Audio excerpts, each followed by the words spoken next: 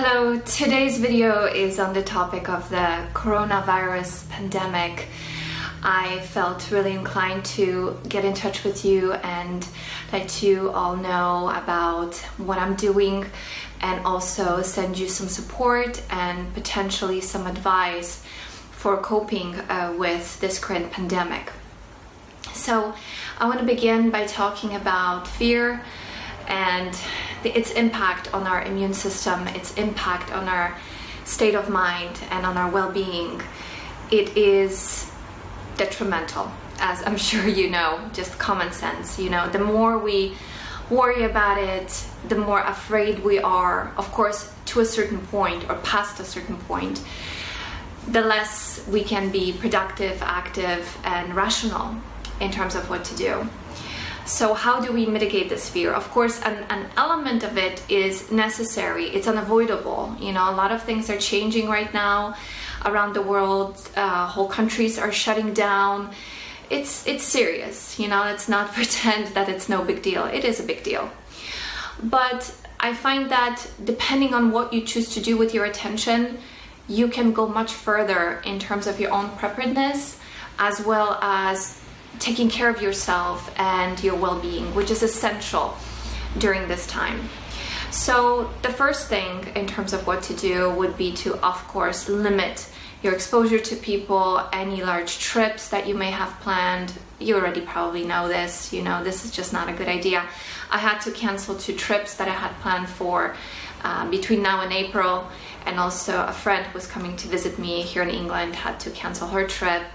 Of course, it's disappointing, but we got to do what we got to do to also not spread it. And the worrying thing is the fact that we may not know whether we're infected or not, because the incubation period is long. So just have to take precautions and be careful. I am personally of the mind that taking more intense steps early on is probably a good idea, just so that we can get control of it sooner. But I also don't want this time to be a time of panic, to be a time of immunity crashing, to be a time of intense worry, and so on and so forth, anxiety, right, depression. It all can just sort of it can just tumble in that direction, and that's not what we want to do. So I'm just going to tell you about my own experience, and in the last few days I've been experimenting with doing certain things versus not doing certain things and the effect it's having. So I wanted to share that. So first thing is news, right? It is so tempting to just have it on all the time, listen to the updates and look at the statistics. I did that, I admit, for half a day a couple of days ago, and I had a miserable day. I was really shaken. I was calling all my friends and family, and finally one of my family members said, just chill, girl, you need to relax because it's not going to help. And I just sort of caught myself in the middle of it, and I said, wow, how easy it is to sort of fall into that. But then my day ended up being unproductive. I was just gripped by fear, and since I have something called TMS or tension myositis syndrome, where the higher stress I have, the more physical symptoms I'll get. In my case, it's headaches and tension in my shoulders. Of course, I brought on a bit of a headache for myself because of all my worries. So I decided to change strategies the next day, and I had a wonderful day. And all I did was, for a period of time, about 10 minutes in the morning, I just checked on all the updates just so I could stay abreast of the developments, and I shut it down for the rest of the day. And also what I did, and that's something that I would recommend, is you probably already are on top of it. I'm probably coming a little late with this message, but just stock up on some essentials.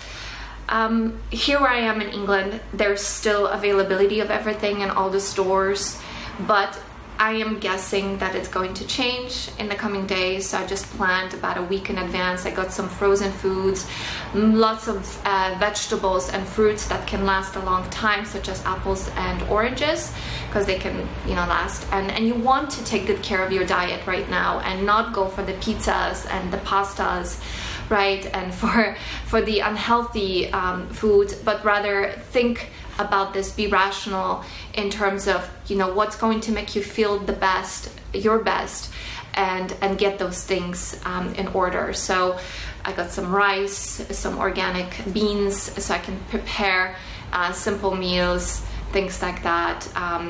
So I would absolutely do that. And that's also for your peace of mind, right? Because it may be just fine. For instance, I have a really good friend in Italy, and my mom told me that she spoke with her, and she said that everything is absolutely available. There are some measures that are being taken in terms of how many people can get in a store at a time, but everything's available, so no one's starving. You know, you can have access to all the essentials. It's just mitigated in a different way at this time.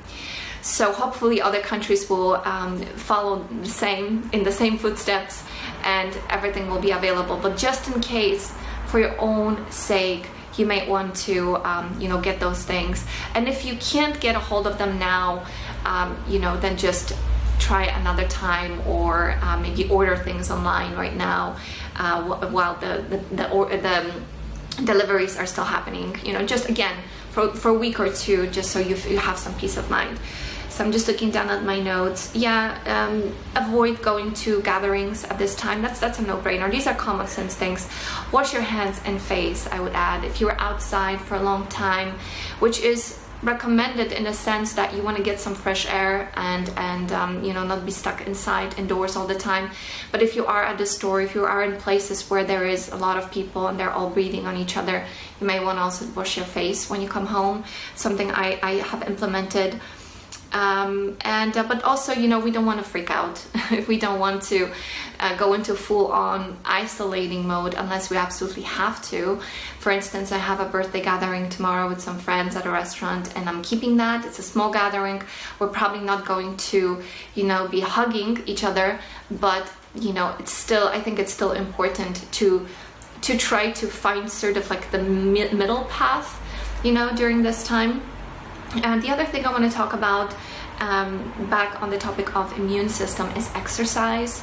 So if you can't go outside, if you feel safer being in, put on a yoga video on YouTube or some kind of an aerobic exercise or anything to get yourself moving right now. If you have a trampoline, that's really highly recommended too. So you want to keep your lymph circulating, keep your blood circulating, make yourself sweat. All of that is really good. Also washing your sheets, changing your towels often, taking a shower. Again, these are no-brainers. Keeping your oral hygiene top-notch is another great recommendation. So besides brushing your teeth, obviously, twice a day, maybe more often these days. Also something called oil pulling seems to be really good for controlling bacteria and viruses in the oral cavity. What that includes is taking a teaspoon or so of coconut oil or sunflower oil. I personally like coconut oil, the virgin one that has a delicious coconut flavor, and just swishing it in your mouth for about 10 minutes. And of course you want to spit that out, ideally to a trash can, because it can clog up the sink. So you spit that out, rinse your mouth out, and you'll get whiter teeth, and it's a nice feeling. I like to do that after I brush my teeth before bed. So again, bringing our hygiene to a higher level is a great idea. Exercising, stretching, I already mentioned that. Self-care. This is a great time to practice your self-care. And also, if you are a homey type like I am, then you can also plan to take advantage of this, so to speak, downtime, right? There's not much we can do. What's happening is happening. We don't have control over what's going on, how this is spreading. So the best thing we can do is really take care of ourselves now, and also maybe use this time to, catch up on your favorite show, watch the movies you've always wanted to watch, maybe read some books that you have, on your shelf that you haven't read. This is something I am definitely going to be doing, is reading a lot of books, catching up on my reading, and working on my screenplay. So that's how I'm planning to spend right out the next few weeks potentially a month or two. We'll see how long this takes. And also just wanted to specifically talk about boundaries in this video too, as it relates to people and also as they relate to you. So boundaries between you and you, which are key. So in terms of relationships, if you have people, you know, toxic people who are now maybe also freaking out about what's happening and wanting to get back into your life, potentially your ex is knocking at your door, and because you're feeling vulnerable right now and you may feel like you need that contact, you need somebody in your life, just be careful. You know, slow down, reach out to the people that you trust, your friends, even though they may be in another country, rather than letting in the person that may just come in and again, you know, act like a parasite and a vampire and suck your blood and diminish your energy levels and make you feel even more miserable, therefore lowering your immune system. So yeah, I'm really serious about this. Keep your boundaries strong during this time. Connect with people you love and trust. Even come and go on forums, you know. I have a lot of members on my website, mysoulgps.org. If you sign up for the free 3-step SOS program, there's a ton of comments. There's close to 6,000 people on that forum. So you can read those comments, reach out to people if you need support, and so on and so forth. So do that. You know, go for the safe zone of friends. Don't go for the risky zone right now. Avoid that if you can. Avoid that, period. Not if you can, just avoid that. What else? So be careful about hoovering. Limit your news exposure, as I mentioned.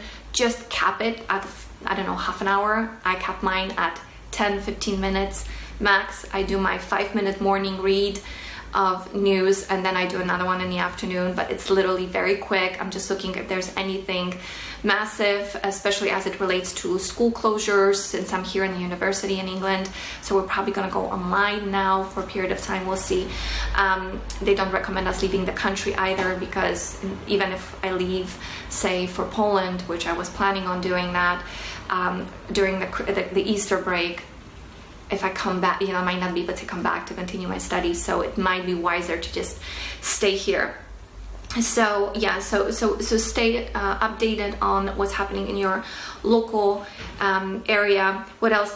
Here's another thing that I would want to recommend for you, and this is a video that I'm going to make just talking about this. You know, what's really going on around the world? Why are so many people suffering? Why are so many of us feeling unwell? And my theory is that a planet is suffering. You know, we've polluted it. We have done things here, and when I mean we, I mean all of us. I don't mean specifically you and me. I mean all of us are to some degree responsible for the microplastics that are in our environment. You know, we consume every week 1 credit card worth of plastic through drinking water from plastic bottles and through just eating food, which is saturated with microplastics. Our salt is saturated with microplastic, seafood, and so on. So this is big deal. You know, we've changed our planet. It's no longer what it was even 30 years ago. I remember when I was a child, I was already starting to feel concerned about this. And I have this theory that for people who are highly sensitive like myself, and most of you who are watching, we feel the pain of our Mother Earth. And so what I would like to recommend potentially as to what to explore during this downtime is, and reflect on, is your role in restoration, not just of yourself. You're, of course, very important. You need to prioritize yourself, but also how can that translate into a bigger vision? So something I'm committing to right now, and I want to share that with you, maybe recruit some of you to join me, is to lower plastic usage. And so what I'm doing is I use, for instance, compost bags for all of my compostables. I use plastic bags only for my plastics and recyclables, and that's something I want to also minimize. So I try to not buy anything that's wrapped in plastic anymore. Go to markets where I use my cloth bags and I don't put things in plastic bags, right? So I'm just taking my own personal responsibility for what's going on, for the crisis that's unfolding. And of course that is related to viruses and bacteria mutating, getting worse. Part of this is evolution, Part of it may be man-made, I don't know. I want to be careful with reading into too many conspiracy theories, because that again is going to, it can make you just go down that rabbit hole and you lose your bearings and freak out. There may be some truth, some element of truth, but I just don't know whether it is all true. I don't think so. I think truth is much more complicated. Every single person on our planet is participating to some degree in what's happening. That includes you. So I just don't think that there's a handful of people who are manipulating the whole humanity. It's just not possible with 7 billion people. But I want to again take my power back and focus on me and focus on you, and think about, reflect about what can I do to contribute to this planet healing. Now that I'm healing myself, but I want to heal my environment too. So if you want to join me in the plastic reduction, that would be fantastic. Using glass as much as possible, not buying plastic bottles anymore. This can be hard, but using filters at home, right? Doing these things. Again, using cloth bags when we go to grocery store, and compostable bags. That's something I'm trying to do myself now. And anything I can get in glass or metal, I prefer, because it can be better recycled than, again, the plastic. So it all boils down to convenience, right? It's so much more convenient to do things quickly, to do things not eco-friendly. But if we can take that step and do things the way that maybe older generations did and somehow survived, can be better for you and me. It can be better for the environment. So basically what I'm saying, think of a cause. Maybe there's something you would want to do as we come out of this pandemic, as because this is going to change the world. This is going to permanently impact everyone. And I just hope that this is making us pause and think about the impact we're having on our planet, and come out of it being wiser and more rational and more responsible. So that's what I'm choosing to do myself. What else do I have in here? So yeah, plan to explore something new, find a cause, read, set boundaries with yourself. Yes. So again, that speaks to the news cycle, and also to your relationships with people, and also to the degree that you let yourself worry, right? Because here's the thing. I know we are thin-skinned in many ways. We absorb energy from our environment. We worry. But when you really pause to think about it, does that help anyone? The worry doesn't help. It slows us down, and it makes us feel worse. So instead of worrying, let's become warriors, right? Let's take advantage of this situation, which I know is a crisis. It's no fun. And I'm not speaking about this lightly. But since we can't change what's happening, let's be the change we wish to see in the world and in our future. So I hope this video was helpful. I want to send you a massive hug from England and send you lots of support. I hope you're doing well. I hope you're taking good care of yourself. Don't be afraid. We're gonna make it, and let's make it with grace, and let's make it with dignity, and also let's become wiser, more responsible individuals and citizens as a result of this. So again, sending you a massive amount of love, and I look forward to your comments and messages. Bye-bye.